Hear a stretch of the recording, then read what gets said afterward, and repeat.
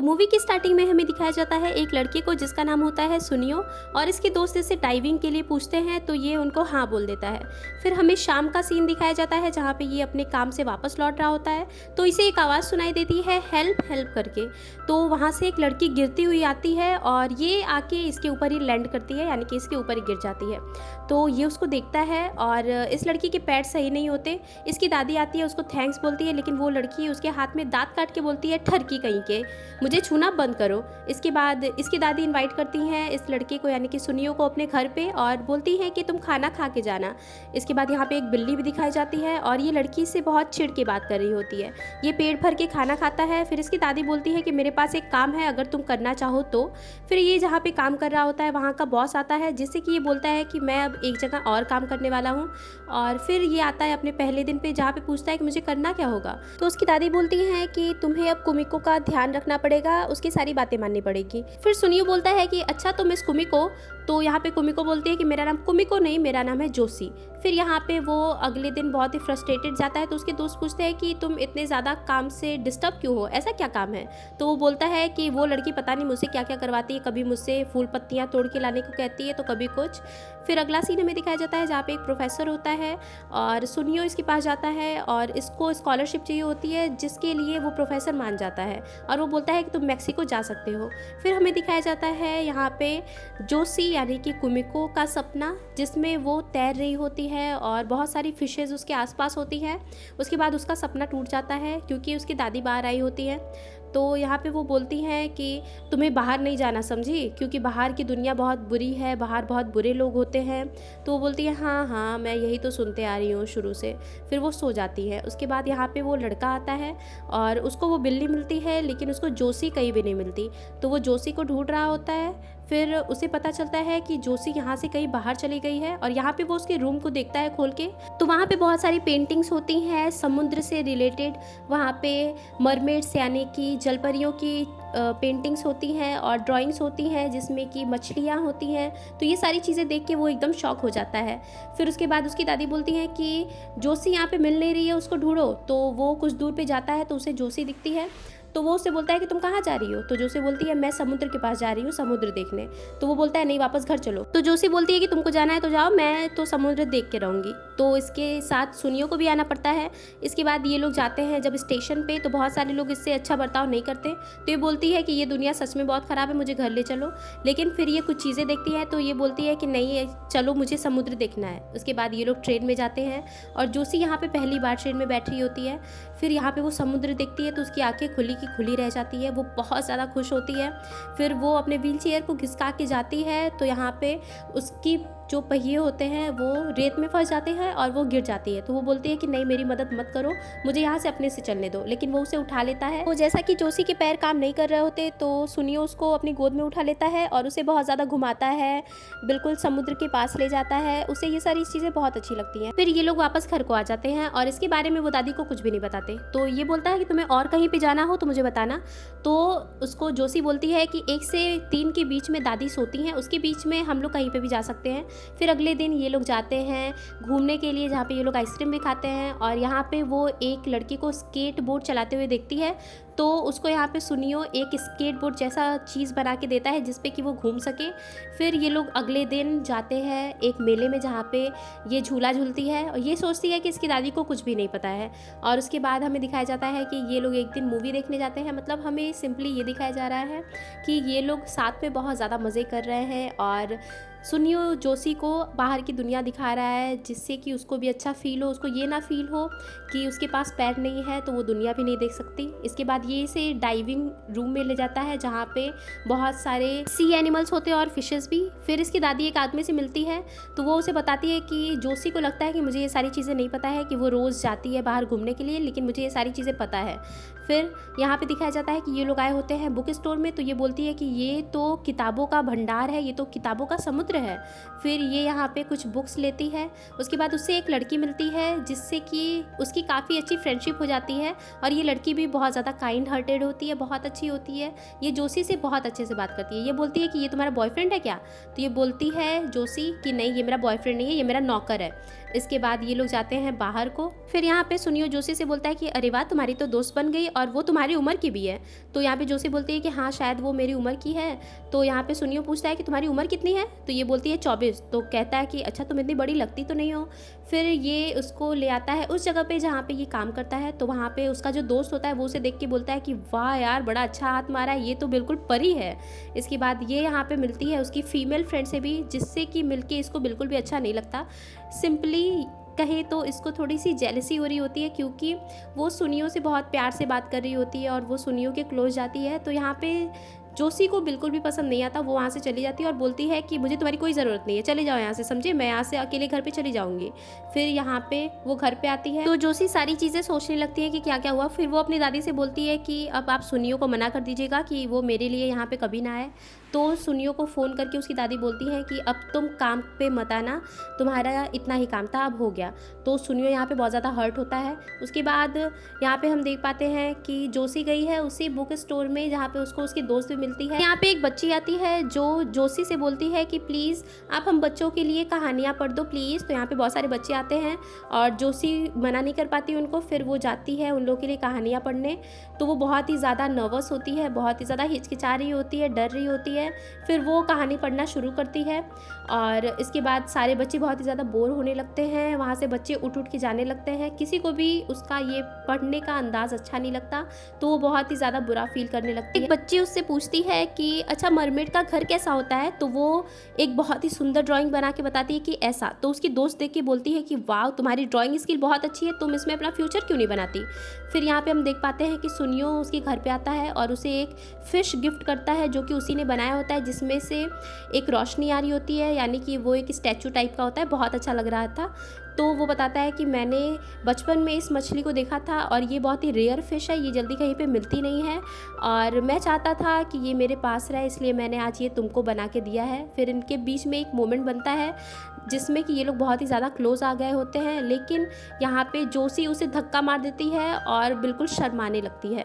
फिर हमें दिखाया जाता है अगले दिन का सीन, जहाँ पे जोशी अपने बालों को संवार रही होती है। तो उसकी दादी देख के बिल्कुल शॉक हो जाती हैं कि ये अपने से तैयार कैसे होने लगी।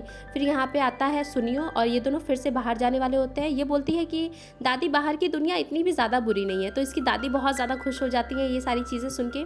फिर ये लोग ट्रेन में जाते हैं और ये लोग जा रहे होते हैं ज़ू।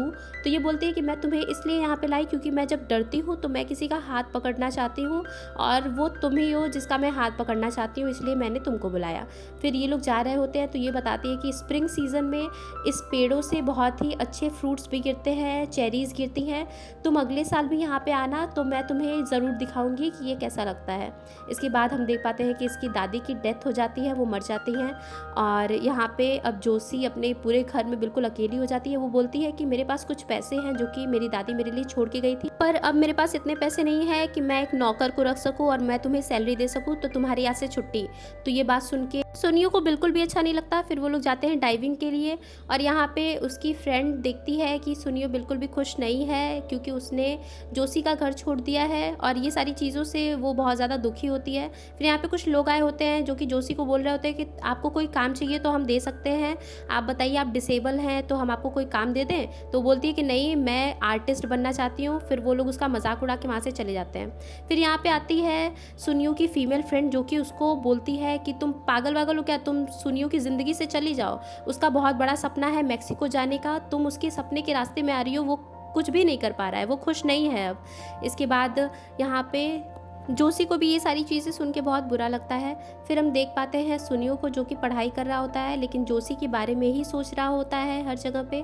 उसके बाद हमें दिखाया जाता है कि सुनियो यहाँ पे जोशी के घर पे आया हुआ है। तो जोशी उसे बोलती है कि तुम यहाँ पे क्यों आए हो, तुम्हारी कोई ज़रूरत नहीं है, यहाँ से चले जाओ। तो वो बोलता है कि क्या तुम अब ड्राइंग करने वाली हो, अब तुम क्या करने वाली हो। तो फिर वो बोलती है कि पहले मुझे समुद्र दिखाने ले चलो। तो वो उसको ले जाता है और बोलती है कि ये हमारी आखिरी मुलाकात है और अब इसके बाद हम कभी नहीं मिलेंगे। तो यहाँ पे सुनियो को बहुत ज़्यादा हर्ट होता है, बोलता है कि प्लीज़ तुम ये मत बोलो कि ये हमारी आखिरी मुलाकात है, मुझे कोई सैलरी नहीं चाहिए, मैं तुम्हारे साथ बस ऐसे ही रहना चाहता हूँ। लेकिन वो उसे ना करके वहाँ से चलने लगती है। फिर इसका यहाँ पे एक्सीडेंट होने वाला होता है एक कार से, लेकिन सुनियो उसको बचाने के लिए आगे आता है और उसी का एक्सीडेंट हो जाता है।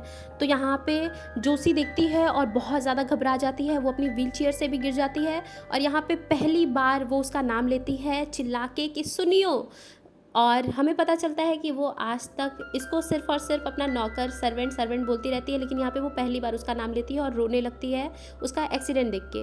फिर हमें दिखाया जाता है हॉस्पिटल का सीन, जहाँ पे वो बेहोश होता है, लेकिन कुछ टाइम बाद उसको होश आता है। तो वो जोशी के बारे में पूछता है। उसके बाद डॉक्टर बताता है कि वो बिल्कुल ठीक है, लेकिन तुम्हारे पैर में फ्रैक्चर हो चुका है, तो तुम्हें कम से कम 2 महीने लगेंगे सही होने में, और फिर मैं ये भी गारंटी नहीं दे सकता कि तुम बाद में चल भी पाओगे अच्छे से या फिर नहीं। तो ये सारी चीज़ें सुन के वो बहुत दुखी होता है। यहाँ पे जोशी भी उससे मिलने आती है और वो प्रोफेसर भी वो बोलता है कि तुम अगले साल मेक्सिको चले जाना, इस साल तुम नहीं जा पाओगे क्योंकि तुम्हारे पैर में चोट लग चुका है। उसके बाद उसके दोस्त भी यहाँ से उससे मिलने आते हैं और यहाँ पे सुनियो बहुत ज़्यादा रोने लगता है, बोलता है कि मेरा सपना था मेक्सिको जाने का, मैं वहाँ पर जाके पढ़ना चाहता था, डाइविंग सीखना चाहता था, लेकिन ये सारी चीज़ें अब नहीं हो पाएंगी क्योंकि मैं अब चलने के लायक नहीं रहा। उसके बाद यहाँ पे उसकी फ्रेंड आती है जो कि उसे बाहर घुमाने के लिए ले जाती है, बोलती है सुनियो मुझे तुम्हारी बहुत फ़िक्र है और मैं तुम्हें सपोर्ट करना चाहती हूँ, और सुनियो मैं तुमसे बहुत ज़्यादा प्यार करती हूँ, मेरे दिल में तुम्हारे लिए बहुत ज़्यादा फीलिंग्स है, प्लीज़। उसके बाद सुनियो यहाँ पे उसे कुछ भी जवाब नहीं देता। फिर हमें दिखाया जाता है कि वो रोने लगती है और फिर बोलती है कि अच्छा चलो यहाँ से चलते हैं अब। इसके बाद वो जाती है जोशी के घर और बोलती है कि तुमको क्या पता है कि सुनियो कैसा है, मैं सुनियो के बारे में 100 चीज़ें बता सकती हूँ, उसका फेवरेट खाना है ये और उसके हाथ हमेशा ठंडे रहते हैं वगैरह वगैरह, वो बहुत सारी चीज़ें बताती है। फिर यहाँ पे जोशी बोलती है दरवाज़ा खोल के कि तुम क्या समझती हो कि मुझे सुनियो के बारे में कुछ भी नहीं पता, मुझे ये पता है कि जो मेरा नौकर है वो कभी भी हार नहीं मान सकता, मैं भले ही 100 चीज़ें ना गिनवा पाऊँ लेकिन मैं सुनियो को तुमसे ज़्यादा बेहतर जानती हूँ। यहाँ पे उसकी फ्रेंड बोलती है कि मैं कभी नहीं चाहती थी कि वो मेक्सिको जाए, मैं चाहती थी कि वो मेरे साथ रहे, लेकिन यहाँ पे जोशी बोलती है कि मैं उसका सपना टूटने नहीं दूंगी, मैं उसे मोटिवेट करूँगी ताकि वो अपना सपना पूरा करे और मेक्सिको जाए। फिर यहाँ पे हमें दिखाते हैं कि जोशी अपने काम पे लग जाती है और वो बहुत ज़्यादा मेहनत करती है किसी पेंटिंग और किसी चीज़ को बनाने में। इसके बाद हमें दिखाया जाता है फिर जोशी यहाँ पे सुनियो के फ्रेंड से मिलती है और वो उसे एक हेल्प मांगती है। तो यहाँ पे सुनियो का फ्रेंड जोशी को लेके जाता है एक जगह पे, बोलता है कि तुम एक जगह पे चलो, मुझे तुम्हें कुछ दिखाना है। फिर वहाँ पे होती है जोशी और बहुत सारे बच्चे। फिर वो बोलती है कि मैं आज आप लोगों को एक स्टोरी सुनाने वाली हूँ जिसका नाम है the mermaid and the shell. फिर वो स्टोरी सुनाना स्टार्ट करती है और ये सारी पिक्चर्स उसने ही बनाई होती है। तो वो यहाँ पे बताती है कि एक मरमेड होती है जिसके पास एक जादुई शेल होता है जिससे कि वो कभी भी इंसान में और कभी भी मरमेड में बदल सकती है। इसके बाद यहाँ पे वो आती है पृथ्वी पे, तो उसे एक शेर डराता है जिससे कि उसे एक बहुत ही अच्छा लड़का बचाता है जिसके पास सुनहरे पंख होते हैं, लेकिन उसको बचाते बचाते उस लड़के के जो पंख होते हैं वो टूट जाते हैं। तो वो बहुत ही ज़्यादा उदास हो जाता है कि मैं अपना सपना कैसे पूरा करूँगा, लेकिन उसके पास एक और पंख होते हैं जो कि होता है उसका दिल, और जिससे कि वो अपने सपने को पूरा करता है। तो यहाँ पे ये सारी स्टोरी सुन के सुनियो की आंखों में आंसू आ जाते हैं। फिर वो भी ठान लेता है कि मेरे भले ही पैर गए हों, मैं भले ही चल नहीं पा रहा हूँ, लेकिन मेरे दिल में वो जज्बा है जिससे कि मैं सारी चीज़ें कर सकता हूँ। तो वो हमेशा प्रैक्टिस करने लगता है। फाइनली हम देख पाते हैं कि सुनियो यहाँ पे अपने पैरों पे खड़ा हो जाता है।